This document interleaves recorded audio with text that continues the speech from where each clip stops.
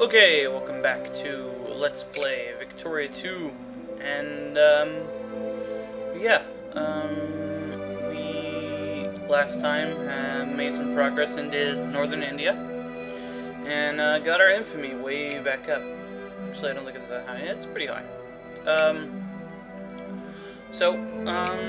Yeah, there's been a few suggestions that I beef up my military, which I don't necessarily disagree with.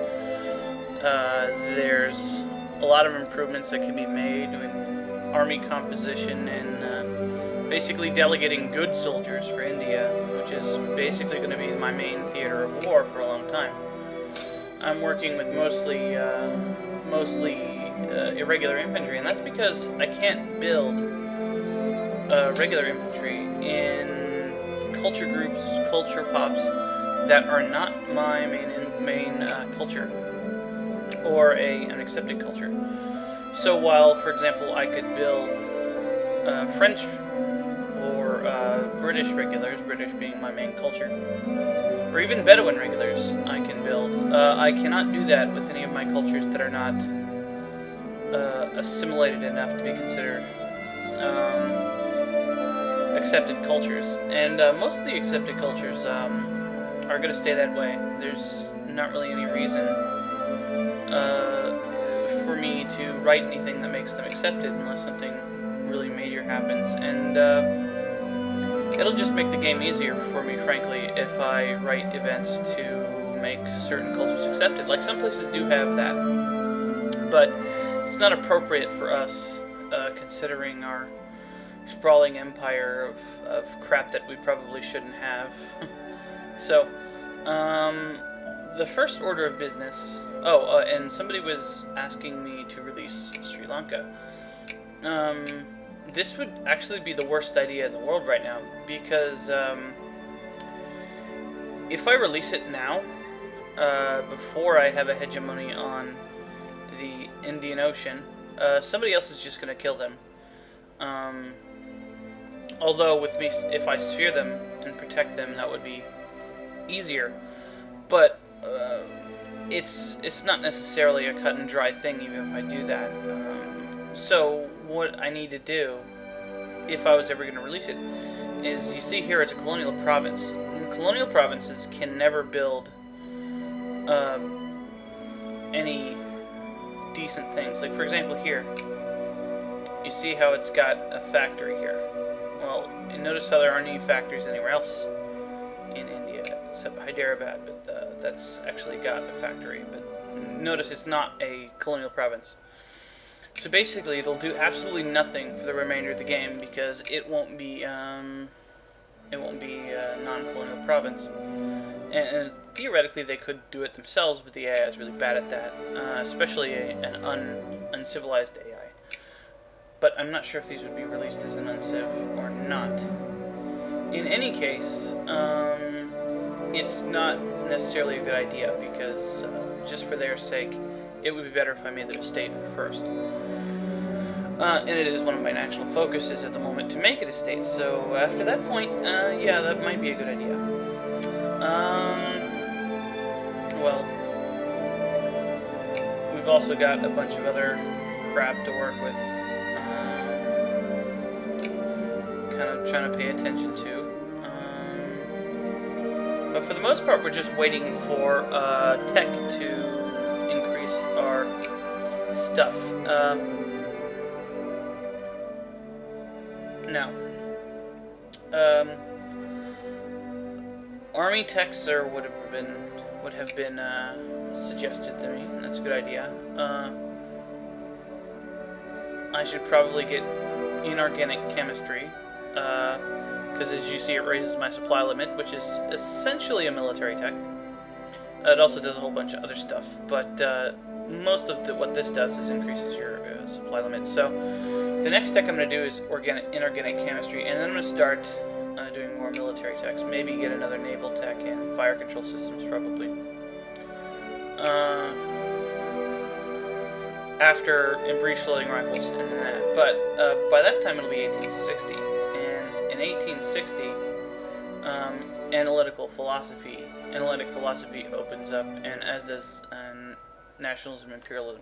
So I'll need to pick those up too. This actually opens up quite a few things for us as the pseudo-British Empire, and basically a great power itself. This opens up some stuff for us. So we're going to want to be getting these two first before we do a lot of other stuff. But until 1860, and after we get those two techs, our priorities are going to be Army techs, then inorganic chemistry, then Army techs and Navy techs until we get to able to get culture techs. We don't actually need that many national focuses, but if you look here, this is one of the life rating things. So we do need that, which opens up some stuff for it. So looking at this now, working this around in my head, the best idea would be to finish breech loading rifles, finish inorganic chemistry, and then hold my tech until I can get one of these two in 1860, because it'll spill over. So that may be what I want to do.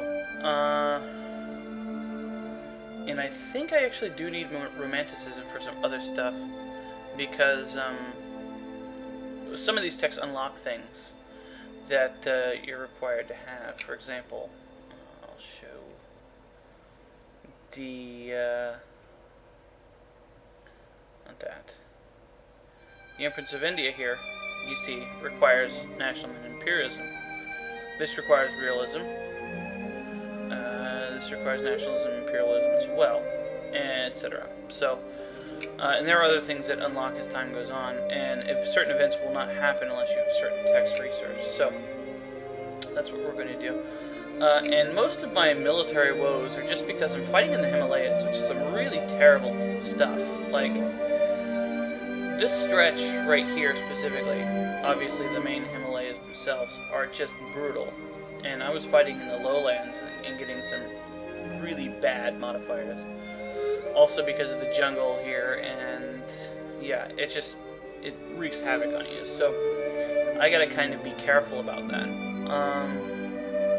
And that reminds me, since we're working for our Empress of India thing, we should get Delhi and Lahore.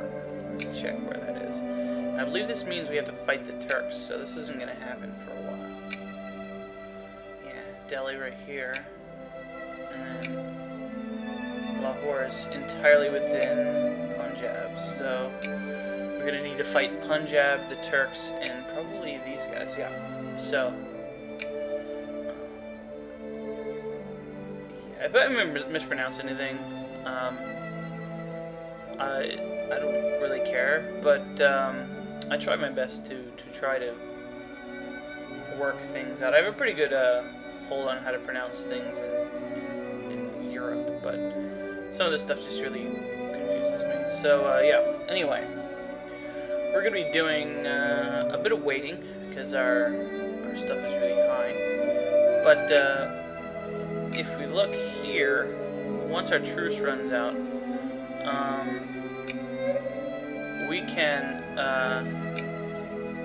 get this for quite cheap. So cheap in the infantry department, and the same holds true of other places, I believe. But before we do anything on that, have a casus belli to get a place in the sun from Brunei. So yeah, it'll give us a big chunk of this island. I think the entire thing is Jambi that they hold. So yeah, we're going to be doing that first before we do anything else, and we can do that right now. So where's my navies? And my navy is completely fine. There's nothing wrong with my navy. I can deal with pretty much anything right now. This army's a bit too big, but I can just break off a piece of it and send it over. Alright, so that's what we're gonna do. And I'll cut back when I'm ready to do it. Or if something else happens. Okay, so looks like Rome has gotten more. The Sardinia Piedmont. Oops. It won't tell me again. So yeah, they only have a few more. I think two. No, that's only one. So they only have one more place that they can get from them. That is a core, because they took, something else. So, yeah, and this is the Papal States, and we don't want to mess with Papal States because Rome has a little bit more. Once they get the rest of their Italian provinces, I will be fine to sphere them, because I don't want to protect them while my buddy Rome has got their sights set on them. I don't want to cock block them, so we're going to do that.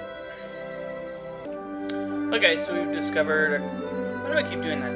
We have discovered a couple of good things. Authoritarianism's not that good, but it balances out with some of the other stuff. But we have tensions dissipated. And combat loss evaluation schemata. As you can see, it's quite good in the amount of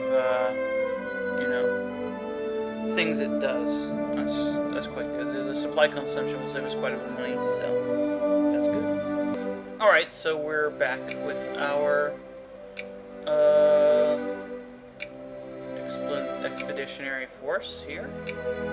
So, not very much militancy, and it's going down. But I'll get a little bit of war exhaustion, so, yeah. One of the things we need to do is we need to get into there quickly. Now, another thing we need to do is we need to keep Brunei from actually getting to our troops, because they probably have a bunch of troops on their mainland to do stuff with. So we need to block any transport they may have from getting to us. So zoom out a little bit.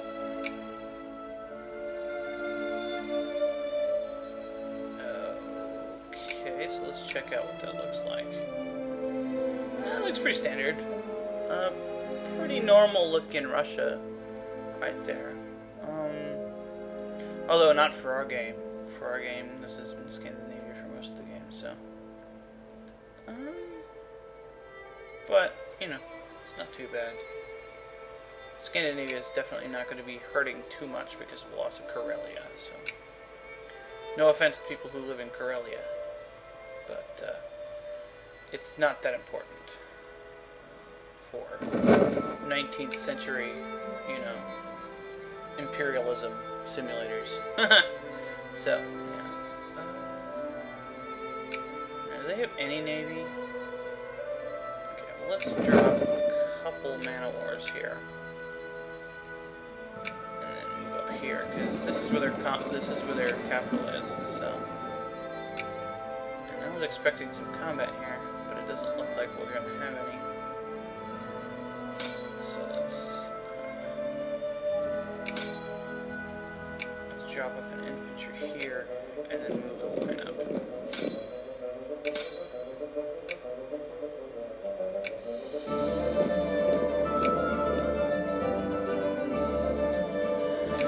That'll actually reduce their power.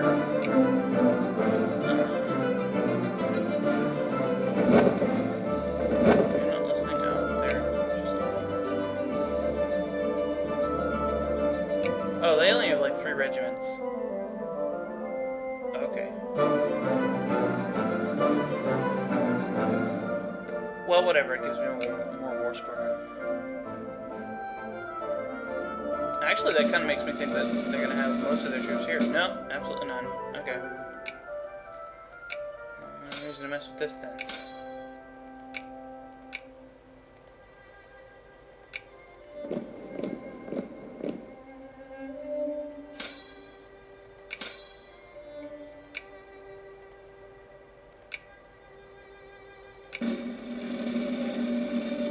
Let's just grab as much of it as we can. Yeah, my armies are building right now because I queued up a bunch of them when we were here last time, so...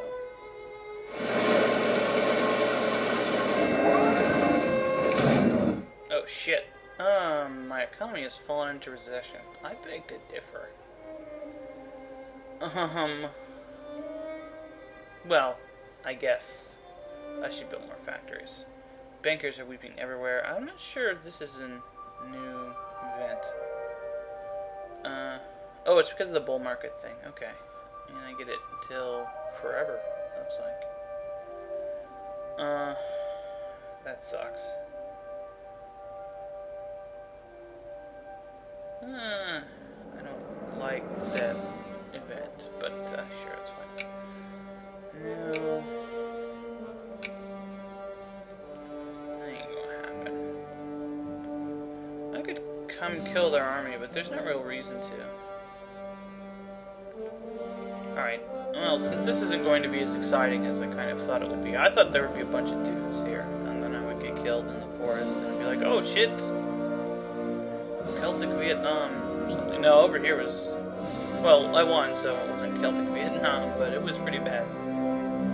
It was like Celtic Russian Afghanistan or something. No, I guess the Russians originally lost there, so whatever. It was bad. Anyway, there's no real reason to show the CG. So let's put up my army a little bit more to get at least 6,000 influences. And then I will be coming back when I'm finished. So we've discovered telegraph coordination. So that's cool. Our general died. And they still won't do as well. But, you know, we haven't gone very far. For my diplomacy, I'm going to continue to lower my relations with people around me. So that I can, you know, get wars on them. But these guys. And at this point, it's almost better to reduce relations with people than to increase relations with other people. But eventually, yeah, I'll be back to doing that. Burma, hello Burma.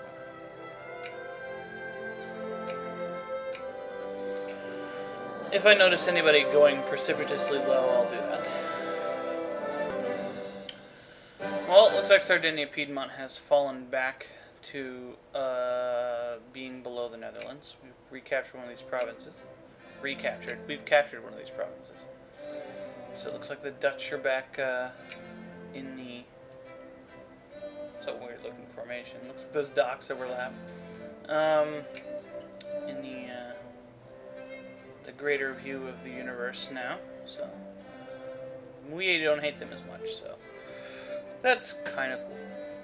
Although, with them holding this stuff, yeah. But they were a middle power anyway, so they can still colonize even if they weren't a great power. Okay, so we have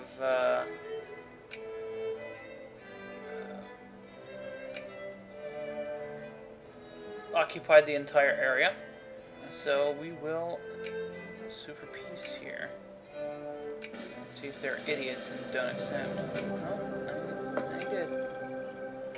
Okay, so basically time to send our guys back, and then let's get everything into a place with a high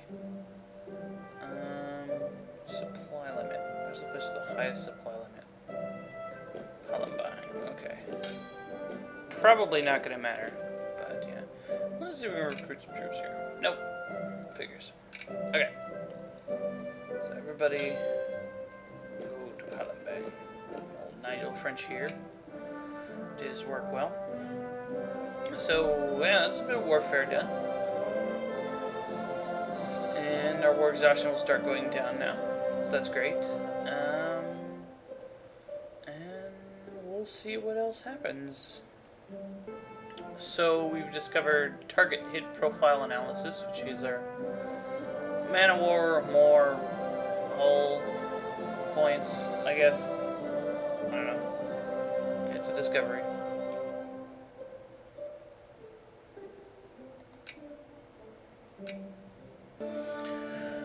I'm not sure what this means. It could be ominous, but trading privileges questions. It seems to me a travesty that traders long established to be allowed these special and indeed unfair prerogatives with regards to the reaping of our common and colonial harvest. Paid for, I might add, from the national treasury. Are these benefits to be reaped solely by profiteers and first-comers? A debate in Parliament concerning the status of traders and trading in our colonies has exploded into a regular fistfight as an MP sympathetic to one of our colonial companies lunged at a vocal supporter of free trade. When the latter presented the above accusations to the chamber, this might be a good time to reconsider our colonial trading charters. Say we should open up the colony to free competition between any and all traders. And we get colonial exploitation until 1868. We get 40% farming and mining efficiency at a cost of 0.1 militancy. And this is in Cuttack, so India, which already has an increased revolt risk. You could say a liberal upper house ensures free trade, or say a conservative upper house ensures colonial order. We have a ton of troops in India, but let's take a look at the Cuttack region, if we can, on such a small screen. Where is that? Well, I guess I could open the trade menu. Not that one.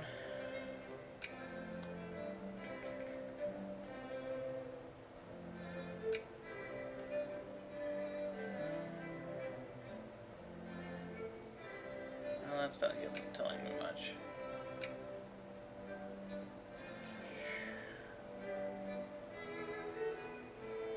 Nope. Okay.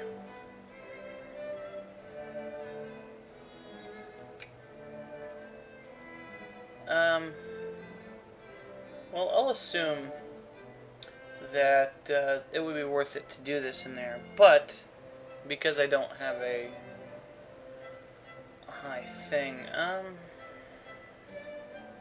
go with the conservatives this time. It's probably a grave mistake, but oh, they're going back home. Okay. So yeah, you notice I spread my troops out. That's because there's very low support limits over here. But I want to keep troops over here in case something bad happens over here. By bad I mean good, because I'm expecting something to happen in this region. So yeah. Almost finished with breech-loading rifles. Oh yeah, somebody wanted me to show you the ledger. This is the national ranking thing in the ledger. It's kind of hard to see. I'm not sure why. Really hard to see on my screen. Maybe it's just because of my monitor or something. But we can sort by different stuff. Like we see who has the lowest score. That would be Nepal. Score 4. And Jaisalmer, Adwa, Brunei. People were fighting, basically. People in our immediate vicinity. Like Yucatan, that's a surprising score for Yucatan. And basically all the easy people we could beat up on easily. And then like the Central American countries, Montenegro, some of the Chinese, well, just Manchuria it looks like.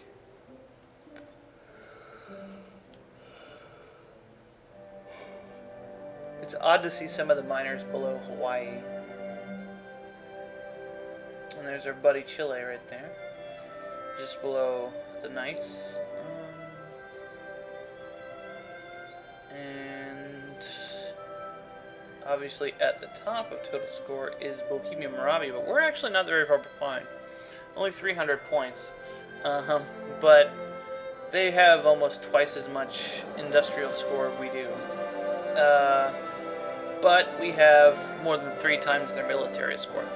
So in the end, it probably wouldn't matter if we got into a fist fight. And of course, we have by far more prestige because we gain a ton of it, and we started with a bunch of it.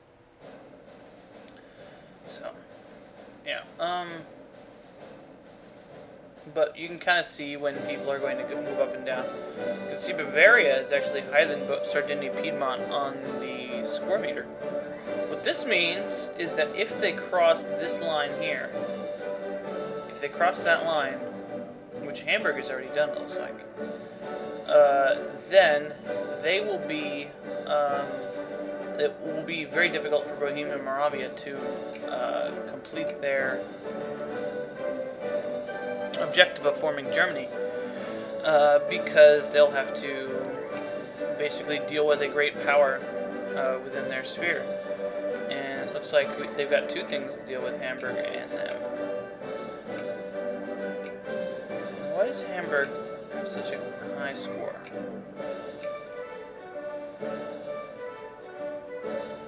Prestige? Why did they get so much prestige? I'm not sure why. That's weird. But I'm not going to question it, because I didn't do anything to him. Yeah, probably the next thing will happen is our tech will finish, but if anything else happens, I'll bring him back. And here we go, breech-loading rifles. And we got about a year to research something else. So I'm going to go for inorganic chemistry, as I guess this qualifies to me as a military tech. And of course we got some stuff we can do. But we should be finished, yeah, just in time to switch over to one of the culture techs which we require. I'll probably do analytic philosophy first, because it'll make nationalism and imperialism go faster. But, I don't know, having more imperialism would be awesome. Huh. We'll see. I may decide at the moment, just at the drop of a hat, which I want. Oh, and it looks like we have a new political party,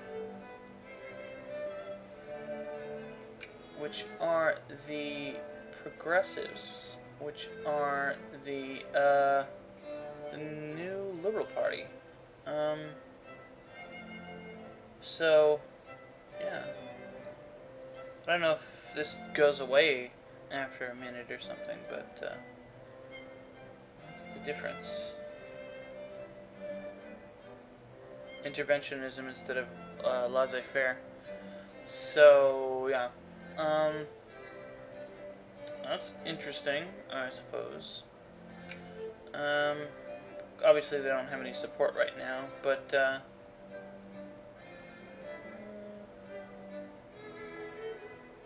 probably unlikely to get any support. But anything to split the anarcho-liberal vote is good by me, because it's really bad if we get one of those. Damn it. Okay. So, yeah.